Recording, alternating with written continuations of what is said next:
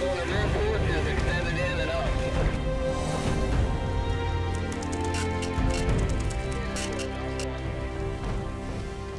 Page 12, go ahead. Hello, I'm Dennis L. Rubin, Chief of Department for the District of Columbia, Fire and Emergency Medical Services. Permit me to welcome you to this very important operational review program. It's my honor to provide you with a brief introduction of what you will be seeing and placing this information into perspective. First, however, let me open with a review statement regarding the status and condition of our injured members from this incident. I am very pleased to report that all 4 members that sustained personal injury on the fire on 4th Street Northeast are in various phases of recovery with a very good prognosis for each.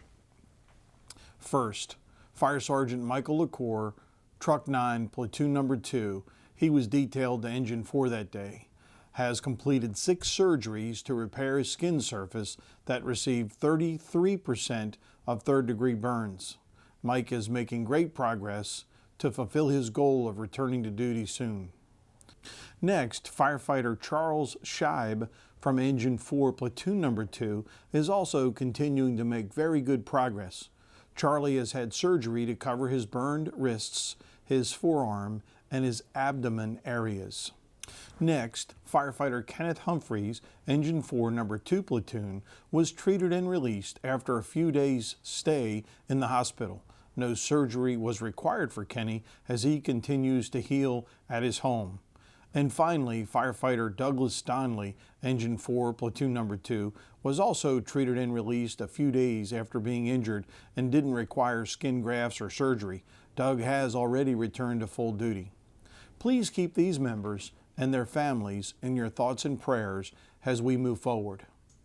I would also like to recognize and thank the members of the DC Firefighters Burn Foundation and the doctors and staff of the Washington Hospital Center MedStar Burn Unit. Next, let me thank the many members and other folks that have made this critically important program possible. First, to the members of the Operational Review Committee. Your efforts have been tremendous and much appreciated in adding to our organizational body of knowledge. I will be in this team's debt for attempting to prevent a similar situation from ever occurring again in our department. Next, a job well done to the members of our Public Information Office for coordinating, administrating, preparation, and videotaping of the finished product for this training program. And finally, to the International Association of Firefighters, Local 36, for their tremendous help in making this program a reality. Thanks to Local 36 for providing help with this project and allowing the Operational Review Committee to use the Union Hall to meet for several weeks. Finally, I'd like to thank our video production company for their help and efforts with the DC Fire Department memorializing what happened this day. There are many other folks to mention in this introduction that have helped, so please refer to the list in the closing credits for their individual acknowledgements. The purpose of convening an operational review committee and developing a training program based on the research is simple.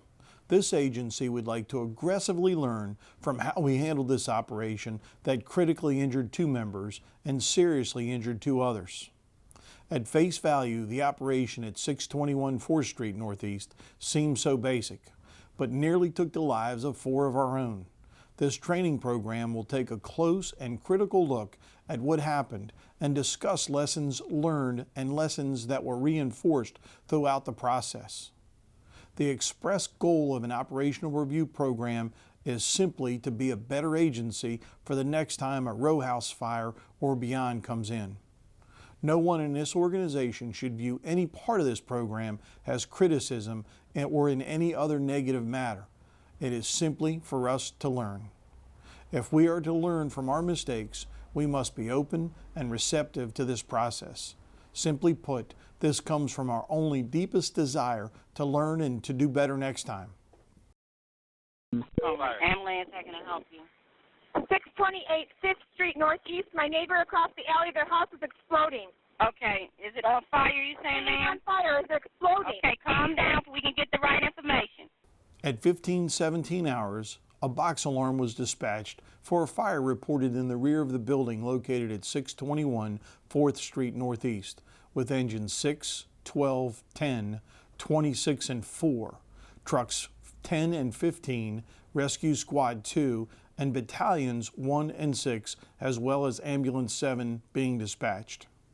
Engine 6 reported on location with a 2-story, middle-of-the-row, ordinary constructed building, Side A with heavy smoke showing from the attic and heavy smoke showing from the rear of the building. First approached the house, I remember seeing smoke showing, but it wasn't like pumping smoke. I mean, it was coming out the front, but it wasn't like, terrible, bad smoke. And that's because most of it was in the rear. Okay, I copy that. Rear porch is on the first floor and second floor, is that correct? You want to paint a good picture. You want to give the incident commander a good size up with the information that he or she receives. You want to pretty much, he should be able to sit in the buggy and be able to dictate the company's actions and where he or she would like those companies to be at to in turn address this fire.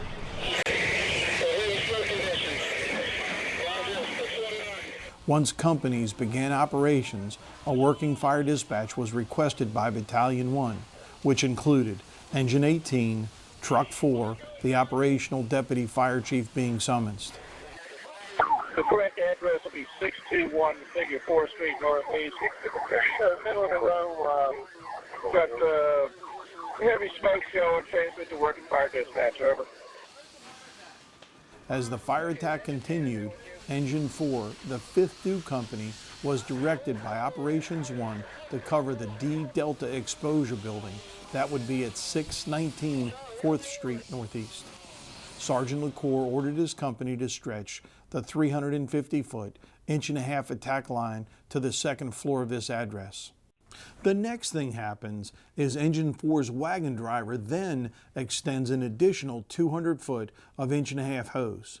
Firefighter Scheib is the first lineman, Firefighter Humphreys is the second person on the line, and Firefighter Donnelly that day was the layout man.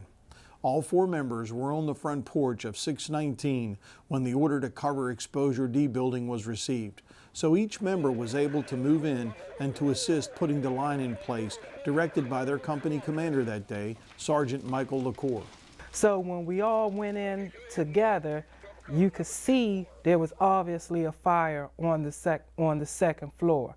I told the guys to hold up on the steps for me while I checked this first floor. When the members entered the D exposure building, the line was taken to the second floor to check for and cut off any possible fire extension. Engine 4's crew was unaware that this building, 619 4th Street Northeast, was already on fire on the first floor and the fire extending in from the back porch. The fire that started in the exterior of the building had a great deal of help from 2 liquefied petroleum gas, LPG, most likely propane containers on the back porch that vented their contents, greatly adding to the already heavy fuel load of the construction materials of this building. The building was under renovation by the owner, and yes, the backyard, pretty much out to the flower planter you can see out there, was about knee-deep in construction materials and other debris. As the members of Engine 4 were in place, Firefighter Scheib began to knock down the fire on the second floor in the Quadrant C area. As conditions lightened up, Engine 4 was ready to open up the wall to make sure fire had not extended there. Firefighter Scheib noticed flames near the back porch and the upstairs rear bedroom. Needless to say, he along with the company moved in to try to knock down the fire and stop its movement into the house. As the fire was being knocked down, on the back porch, second floor, and bedroom, the hose line air movement, up to 5,200 cubic feet of air per minute, helped draw the fire from the first floor up the staircase, thereby trapping our members. It was described to me that, all of a sudden, the heat and smoke became unbearable. We continued to attack the fire in front of us, but there was no relief. After a few more seconds, we turned around to find heavy fire advancing up the staircase, thereby trapping us.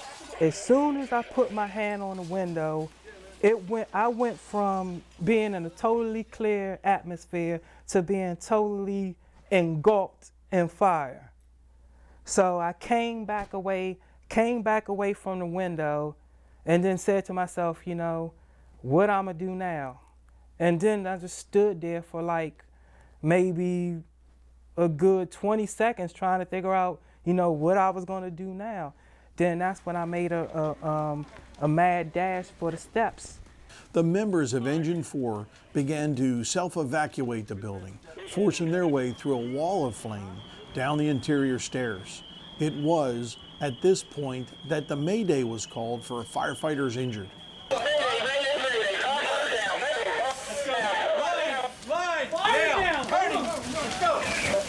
And I remember being on the ground and fire was still rolling over us. And I just said, I ain't going out like this. So, you know, got up. I knew where the stairwell was, and I knew where the door was. Once you got down the stairway, went down the stairwell, went through a ball of fire, got down to the bottom and made it out. When I hit the first landing, I said to myself, get up. But and it's like, it was like the weirdest thing to me, because when I was on the ground, I said to myself, get up. But I ain't gonna say I wasn't able to get up, but I said to myself, get up. And it wasn't like I wasn't moving fast enough, but even before I could try to physically make myself get up, someone grabbed me and dragged me out. When do I Mayday? You don't want to hesitate. At your earliest possible moment that you think you might have a problem. But it might be embarrassing. That seems to be the adage, that everybody is afraid that someone's going to say, you know, you're a sissy, you called a Mayday, and we've got to get out of that mindset, Chief. Chief, I grew up in Engine 10, and they'll wear you out. Well, you'd rather be here, be there, and be alive, and take the ribbon. That's right. Absolutely. That's right. So when I know I'm in trouble, Mayday. A short while later, at 15:31 hours, a second alarm was sounded to assist with our injured members. There was some confusion after the members were rescued as to whether or not all of our members were accounted for. Hey, Truck 4, I want you to account for Engine 4's officer who was operating in 619. All personnel were quickly removed from the first floor of 619 4th Street, and immediately advanced life support care was rendered. All members were transported next to MedStar Burn Center at the Washington Hospital Center.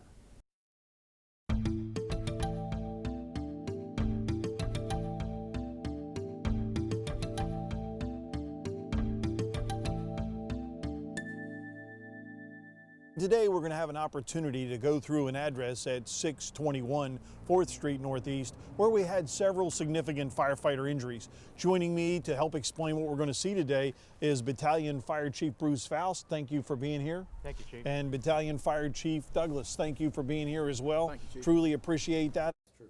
So as this fire begins to unfold, this is the assignment that Engine 6 draws to take the attack line into what we believe the fire building 621. And if either chief would take us on a little tour of where the hose line went and what actions were taken, as you best know, that would be fantastic. The hose line, 6 engine came in. They weren't sure originally which was the true fire building. This door being glass, they were able to look in and see the smoke and determine that this was the fire building. They took that glass out and reached in and unlocked the door and advanced their hose line in through the front door, around through this front room, and there were no furnishings in here. We believe that is why this fire didn't extend and continue to develop, because it just didn't have enough fuel. And you'll see that as we get further into this walkthrough, that the fire damage that occurred, it burned the combustibles available, but there just weren't enough combustibles in here to keep the fire... To sustain it? Right. Okay. You can see the alligatoring that's occurred here. The heat and gases are building up on the ceiling. They're moving across, and they're looking for combustibles to burn. This gypsum board doesn't burn. The paint shows some heat damage, but when it reaches wood or something that's combustible, it starts burning an alligator, and that's what we're seeing here. We're seeing the fire spread come down the hallway and get ready to go up this, what I call a chimney here, which is the stairs to the second floor. And you can see where the finish probably added to the fuel load, which picked that fire right up like you're describing. So we're going to take a look at that in a minute. But let's go right underneath the staircase and show me the closet that you just so eloquently described. Let's take a look here. This is where a clothes closet once was, or soon will be again, as they're remodeling this home. And this could be that confusing part that we're talking about. I think if we can bring the camera around a little bit, you can see the stair stringer going down. And again, there's no path down to the basement, although there is a basement.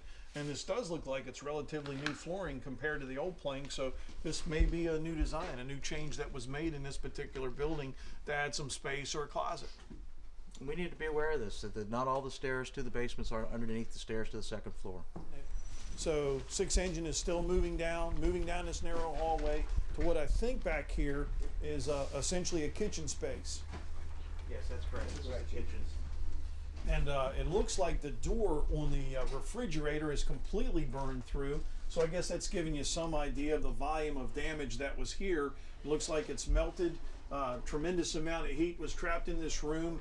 And you can see the changing smoke pattern has even dipped down lower, probably somewhere to about 2,000 to 2,500 degrees at the ceiling down. We're talking the heat level here was down to within 8 inches of the floor. Which is pretty amazing. You don't often see that. So this was an exceptionally tight room, and really and truly was a difficult spot to be in.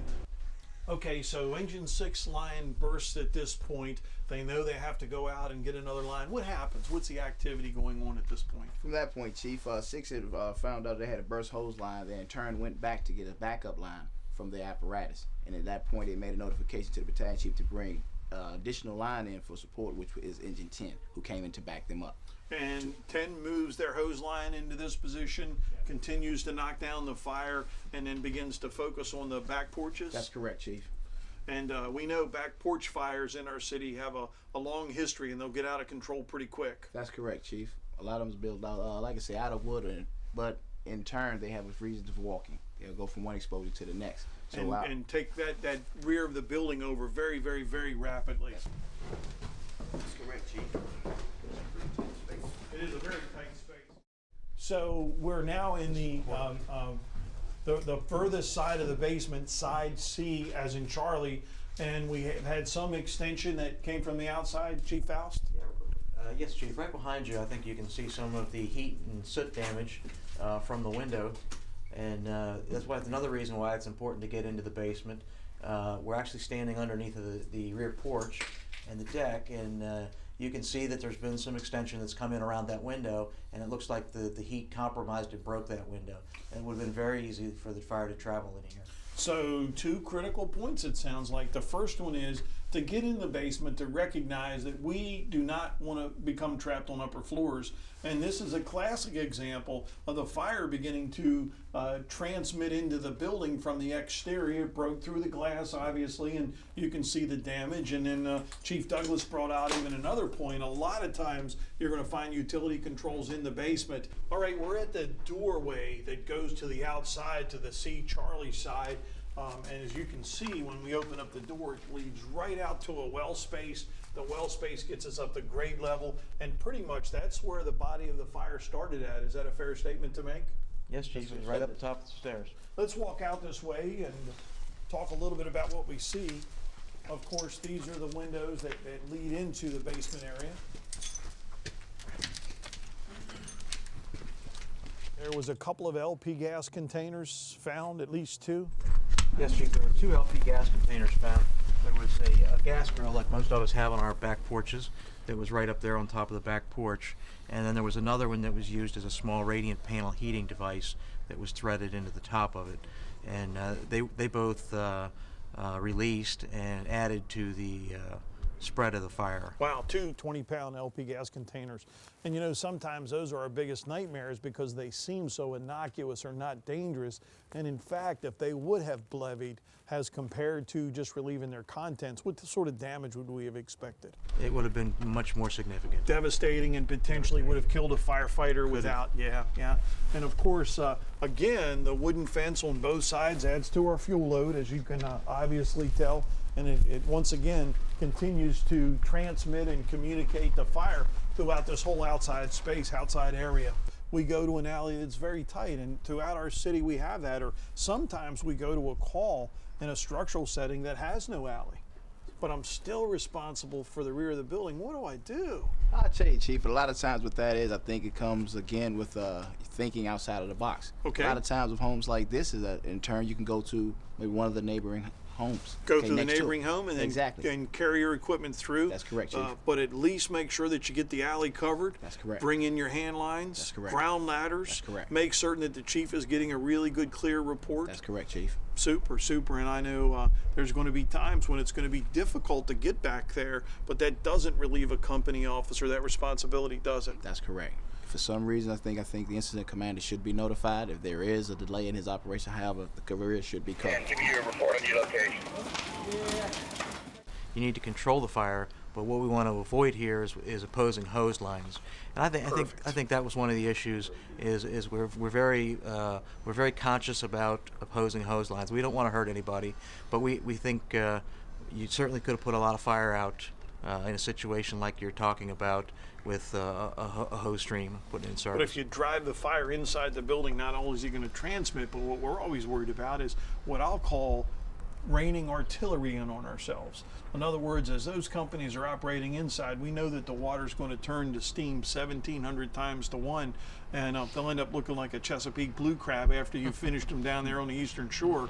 It'll take the skin right off of a human, needless to say. So we have to be very, very judicious in knocking down any fire from the exterior when we have interior crews, and that is absolutely got to be coordinated through command, right? We don't want to end up in a situation where the interior companies have no idea what's happening, and then all of a sudden just this tremendous burst of steam, or perhaps the flow of water isn't enough to knock down the fire, so it's pushing the fire directly at them.